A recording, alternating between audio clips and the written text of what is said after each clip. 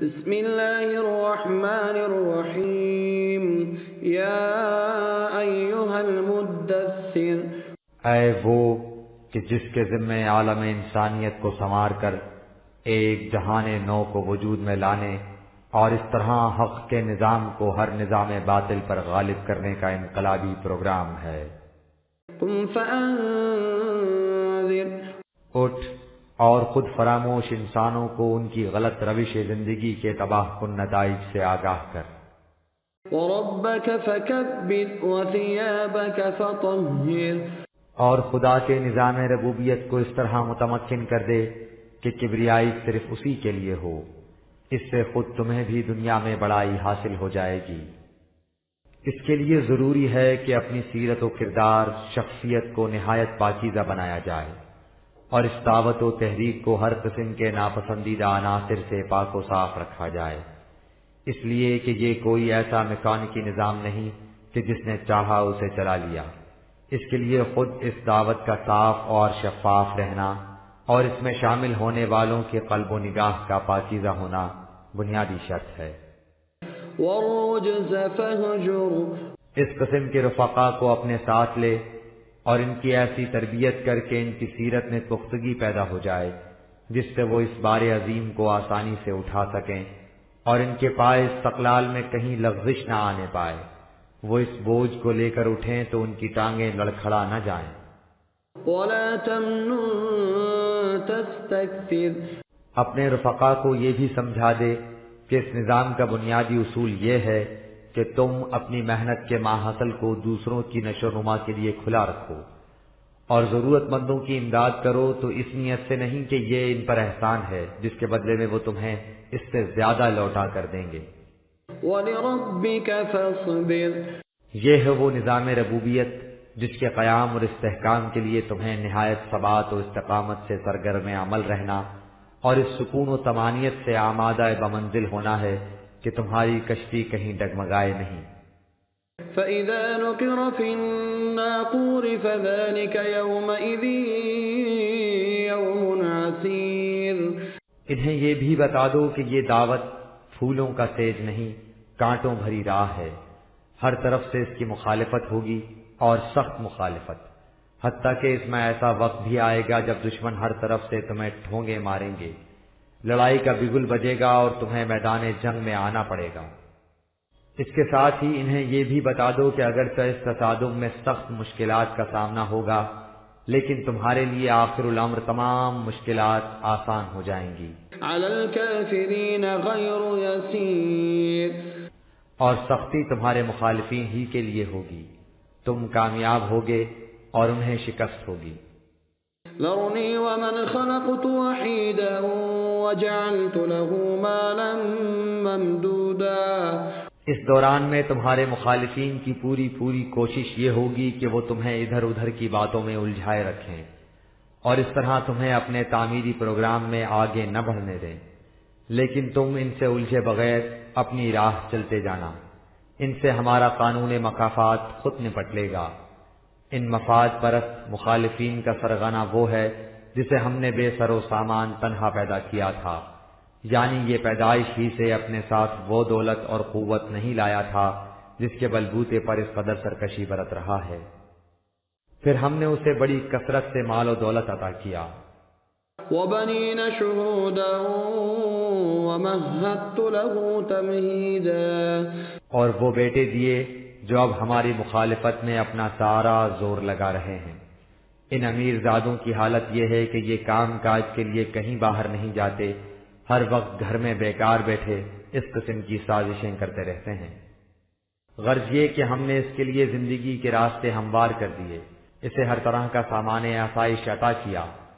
ثُمَّ يَطْمَعُ أَنْ أَزِيدَ، لیکن اس پر بھی اس کی ہوس پوری نہ ہوئی، وہ چاہتا ہے کہ ہم اسے اور زیادہ قوت اور دولت دیتے جائیں اور وہ ان کے بلبوتے پر حق کی مخالفت میں آگے ہی آگے بڑھتا جائے۔ كَلَّا إِنَّهُ كَانَ لِآيَاتِنَا عَنِيدًا، لیکن اب ایسا ہرگز نہیں ہو سکے گا، اس لیے کہ یہ ہمارے قوانین سے سرکشی برت رہا ہے۔ سَأُرْهِقُهُ صَعُودًا، اب اس انقلاب کا زمانہ آ رہا ہے جس میں اسے سخت مشکلات کا سامنا کرنا اور مصائب کی گھاٹی چڑھنا ہوگا۔ انه فکر وقدر فقتل کیف قدر ثم قتل کیف قدر۔ جب یہ تمہارے پاس آیا تو تم نے اسے اس کا نفع نقصان اچھی طرح سمجھا دیا، اسے بتا دیا کہ اس کی غلط روش کا نتیجہ کس قدر تباہ کن ہوگا اور قوانین خداوندی کے مطابق زندگی بسر کرنے سے کس قدر خوشگواریاں حاصل ہوں گی۔ چنانچہ اس نے اس پر غور کیا، دونوں راستوں کا باہمی مقابلہ کیا اور پھر اس بات کا اندازہ لگایا کہ کون سی راہ اس کے لیے فائدہ مند ہے۔ لیکن یہ غارت ہو، اس نے اپنے لیے کس قدر غلط اندازہ لگایا، ایسا غلط اندازہ جس سے تباہیوں اور بربادیوں کے سوا کچھ حاصل نہ ہو۔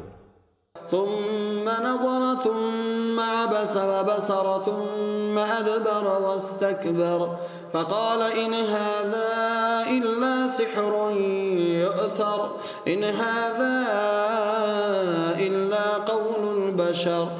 اس نے بار دیگر اس دعوت پر تنقیدی نگاہ ڈالی، اس کے سینے کی کشمکش کے آثار اس کے چہرے پر نمودار ہو گئے، اس نے تیوری چڑھائی، منہ بسورا اور نہایت سرکشی اور تکبر کے ساتھ منہ موڑ کر یہ کہتا ہوا چل دیا کہ یہ غلط ہے، کہ یہ آسمانی وحی اور خدائی فیصلے ہیں، یہ پرانے زمانے کی دقیانوسی باتیں ہیں، یہ وہی جھوٹ ہے جو صدیوں سے اسی طرح متواتر چلا آ رہا ہے۔ یہ سب باتیں اس شخص کی اپنی وضع کردہ ہیں جنہیں یہ خدا کی وحی کہہ کر پیش کرتا ہے۔ سأصليه سقر وما أدراك ما سقر لا تبقي ولا تذر لواحة للبشر عليها 19۔ مفاد پرست گروہ کا یہ سرغنہ یہ کچھ کہہ کر چلا گیا اور اس کے پیچھے خدا کے قانون مکافات نے پکار کر کہا کہ تم دیکھو گے کہ عنقریب اس کی دولت و حشمت کا نام و نشان تک مٹ جائے گا، اسے جھلسا دینے والی آگ میں جھونک دیا جائے گا جو اس کی ساری سختی کو پگھلا کر رکھ دے گی۔ تم جانتے ہو کہ وہ جھلسا اور پگھلا دینے والی آگ کیا ہوتی ہے اور کیا کر دیا کرتی ہے۔ وہ راکھ کا ڈھیر بنا دیا کرتی ہے، وہ کسی چیز کو نہیں چھوڑتی اور جس تک پہنچ جائے اس میں سے کچھ بھی باقی نہیں رہنے دیا کرتی، وہ نام و نشان تک مٹا دیا کرتی ہے۔ وہ اس طرح حلیہ بگاڑ دیتی ہے کہ اس کے بعد انسان پہچانا تک نہیں جاتا، وہ ساری بساط الٹ کر نقشہ بدل دیا کرتی ہے۔ اور یہ ایک ہی تباہی نہیں جسے بیان کیا گیا ہے، اس قسم کی 20 تباہیاں ہیں، ایک یہ اور 19 اس پر مستضاد۔ وما جعلنا أصحاب النار إلا ملائكة وما جعلنا عدتهم إلا فتنة للذين كفروا ليستيقن الذين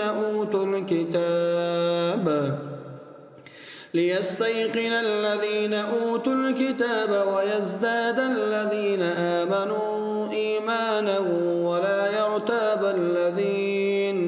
ولا يرتاب الذين أوتوا الكتاب والمؤمنون وليقول الذين في قلوبهم مرض والكافرون ماذا أراد الله بهذا مثلا كذلك يضل الله من يشاء ويهدي من يشاء وما يعلم جنود ربك إلا هو وما هي إلا ذكرى للبشر۔ یہ تباہیاں ہماری متعین کردہ قوتیں ہی لاتی ہیں۔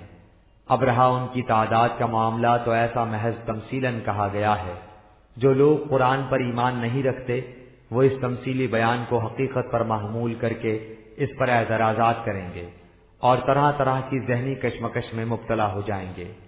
لیکن جن لوگوں کو قرآن کا پختہ اور گہرا علم حاصل ہے وہ سمجھ لیں گے کہ اس قسم کے تفصیلی بیانات سے خدا کا مقصود کیا ہوتا ہے، لہذا انہیں اس سے یقین حاصل ہوگا، حتیٰ کہ جماعت مومنین کے وہ افراد جن کی علمی سطح ایسی بلند نہیں، اس سے ان کا بھی ایمان بڑھ جائے گا۔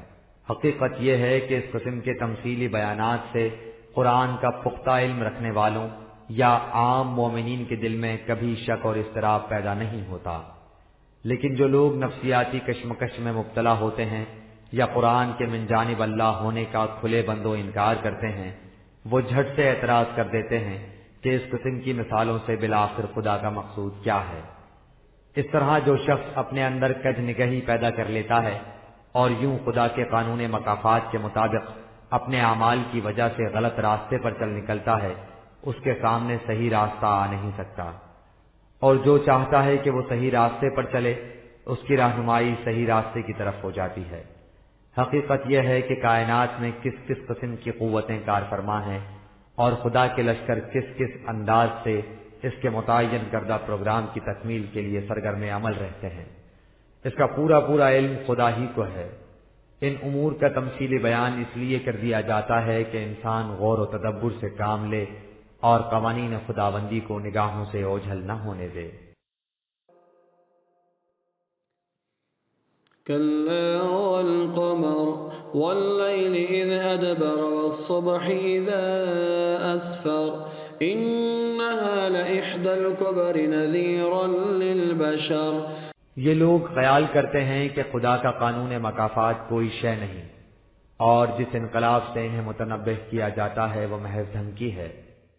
ایسا ہرگز نہیں، وہ انقلاب ایک حقیقت ہے جو واقع ہو کر رہے گا۔ ان سے کہو کہ یہ ذرا کارگاہ کائنات کے نظم و نسق پر اور جس قانون خداوندی کے ماتحت مظاہر فطرت مصروف نقل و حرکت ہیں اس پر غور کریں، اور پھر سوچیں کہ جس خدا کی لامحدود قوت یہ کچھ کر رہی ہے اس کے لیے اس قسم کا انقلاب لانا کیا مشکل ہے۔ چاند کا اپنے وقت پر نمودار ہونا اور پھر مختلف منازل سے گزرنا، رات کی تاریکی کا صبح کی سفیدی میں تبدیل ہونا اور پھر روز روشن کا سامنے آ جانا، یہ تمام تغیرات خدا کے قانون قدرت کی زندہ شہادات ہیں۔ اس کے اسی قانون قدرت کے مطابق یہ انقلاب آئے گا جو تاریخ انسانی کے عظیم واقعات میں سے ہے۔ یہ چاند کی طرح بتدریج بڑھے گا، اس کی ذوفشانیوں سے باطل کی تاریکیاں چھٹ جائیں گی اور حق کی سہر درخشندہ نمودار ہو جائے گی۔ ہم انہیں مطلع کیے دیتے ہیں کہ ایسا ہو کر رہے گا، ہر شخص کو اس سے آگاہ رہنا چاہیے۔ لمن شاء منكم ان يتقدم او يتأخر۔ یہاں ہر فیصلہ خدا کے قانون مکافات کے مطابق ہوتا ہے۔ قوموں کی موت و حیات، افراد کا آگے بڑھنا اور پیچھے رہ جانا، سب ان کے اپنے اعمال کا نتیجہ ہوتا ہے۔ كل نفس بما كسبت رهينة۔ سو جس کا جی چاہے آگے بڑھ جائے اور جس کا جی چاہے پیچھے رہ جائے۔ اس تمام رشد و ہدایت اور کشمکش حق و باطل سے مقصود یہ ہے کہ جو شخص چاہے اپنی کوشش سے زندگی کے ارتقائی منازل میں آگے بڑھ جائے، جو پیچھے رہنا چاہے پیچھے رہ جائے۔ یاد رکھو، ہر شخص اپنے ہی اعمال کے شکنجے میں جکڑا ہوتا ہے اور انہی کی وجہ سے اس پر مصیبتیں آتی ہیں۔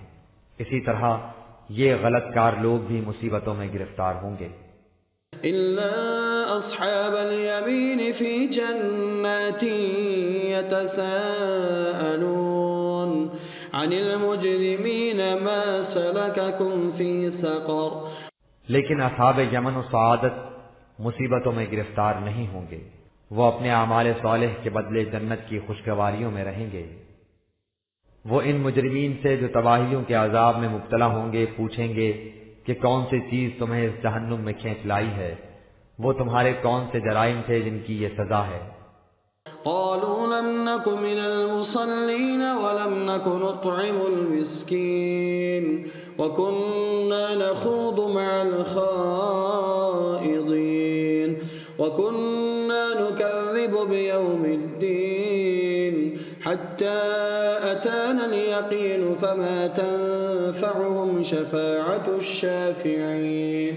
وہ کہیں گے کہ ہمارا جرم یہ تھا کہ ہم ان لوگوں میں شامل نہ ہوئے جنہوں نے نظام صلاۃ قائم کیا، اور ہم ان لوگوں کے رزق کا سامان نہیں کرتے تھے جو کمائی کرنے کے قابل نہیں رہتے تھے۔ اس کے برعکس ہم ان لوگوں میں شامل تھے جو باتیں بڑی بڑی بناتے تھے لیکن عملاً کچھ نہیں کرتے تھے، اور یوں ہم خدا کے قانون مکافات کی تکذیب کرتے تھے اور اس بات کو جھٹلاتے تھے کہ ایک دن ہمارے اعمال کے نتائج تباہی بن کر ہمارے سامنے آئیں گے۔ ہم اسی روش پر قائم رہے تاکہ یہ تباہی حقیقت بن کر ہمارے سامنے آ گئی۔ اس وقت نہ خود ان کی کوئی پیش جائے گی اور نہ ہی ان کے حمایتیوں کی حمایت ان کے کسی کام آئے گی۔ فما لهم عن التذكرة معرضين كأنهم حمر مستنفرة فرت من قسورة۔ معلوم نہیں کہ جب یہ تمام حقائق اس طرح واضح طور پر ان کے سامنے پیش کر دیے جاتے ہیں تو پھر انہیں کیا ہو جاتا ہے کہ یہ اس سے یوں روگردانی کرتے ہیں۔ روگردانی ہی نہیں کرتے بلکہ اس طرح خوف زدہ ہو کر بھاگتے ہیں جس طرح بچے ہوئے گدھے شیر کو دیکھ کر بھاگ اٹھتے ہیں کہ وہ کہیں انہیں کھا نہ جائے۔ بل يريد كل امرئ منهم أن يؤتى صحفا منشرة۔ بات یہ نہیں کہ یہ حقائق ان کی سمجھ میں نہیں آتے، سمجھ میں تو آ جاتے ہیں، لیکن ان کی انفرادی مفاد پرستیاں انہیں اس طرف آنے سے روکتی ہیں۔ نظام خداوندی اجتماعی زندگی چاہتا ہے جس میں تمام افراد کے مفاد مشترک ہوں، لیکن ان میں سے ہر شخص یہ چاہتا ہے کہ اس کی مفاد پرستی کا کاروباری پروگرام الگ الگ پھیلا ہوا ہو۔ ان کی خواہش یہ ہے کہ معاشرہ کسی اجتماعی نظم و نسق کے ماتحت نہ چلے، بلکہ جس کا جی چاہے اپنی منمانی کرتا جائے، اور اجتماعی مفادات انسانیت کے بجائے ہر شخص اپنے اپنے انفرادی مفاد کے پیچھے لگا رہے۔ كلا بل لا يخافون الآخرة كلا إنه تذكرة فمن شاء ذكره وما يذكرون إلا أن يشاء الله هو أهل التقوى وأهل المغفرة۔ یہ اس لیے کہ ان کی نگاہ صرف مفاد عاجلہ پر ہے، یہ نہ مستقبل کی زندگی پر یقین رکھتے ہیں اور نہ ہی اس کی تباہیوں سے خوف کھاتے ہیں۔ لیکن اب ایسا نہیں ہو سکے گا، یہ قرآن ایک کھلی ہوئی نصیحت اور تاریخی حقیقت ہے، سو جس کا جی چاہے اسے اپنے سامنے رکھ کر اس کے مطابق زندگی بسر کرے۔ لیکن اسے اپنے سامنے وہی لوگ رکھ سکتے ہیں جو اپنے مقاصد اور ارادوں کو قانون خداوندی سے ہم آہنگ کر لیں، یعنی جو اسی چیز کو اپنا مطلوب و مقصود قرار دیں جو خدا کے قانون مشیت کے مطابق ہو۔ یہی لوگ ہیں جو قوانین خداوندی کی نگہداشت کرتے ہیں، اور یہی ہیں جو تباہیوں اور بربادیوں سے محفوظ رہتے ہیں۔